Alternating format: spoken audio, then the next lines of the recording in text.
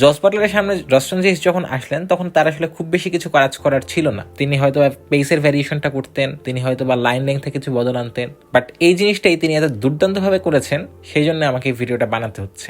আমরা যদি জস বাটলারের আউটটা একটু দেখতে পাবো জস বাটলারকে তিনি প্রথম যেই বলটা করেছিলেন সেটা আউটসাইড অফ স্ট্যাম্পে মোটামুটি 7 স্ট্যাম্প কিংবা 8 স্ট্যাম্প লাইনে। তো জস বাটলার সেই বলটাকে অফ সাইডে ঠেলে দিয়ে 1 রান নিলেন। পরের বলটাও জস বাটলার ভাবলেন রস্টন চেজ একই লেংথে বল করবেন কিংবা একই লাইনটা মেনটেন করবেন, তো সেই কারণে জস বাটলার সামনে পা বাড়িয়ে চলে আসতে চেয়েছিলেন ডাউন দ্য উইকেটে। কিন্তু রস্টন চেজের বলের রিলিজ পজিশনটা সেম হলেও এই বলটা তিনি করলেন মোটামুটি 18 কিলোমিটার দ্রুত গতিতে, সঙ্গে লাইনেও একটা চেঞ্জ আনলেন, বলটা করলেন স্টাম্পে এবং লেন্থটাও চেঞ্জ করলেন, বলটা হয়ে গেল ইয়র্কার। এরকম ফ্ল্যাটার ফাস্টার ট্রেজেক্টরিতে বল ছাড়ার কারণে জস বাটলার রীতিমতো হকচকিত হয়ে গেলেন। এই বলটার জবাব তার কাছে জানা ছিল না।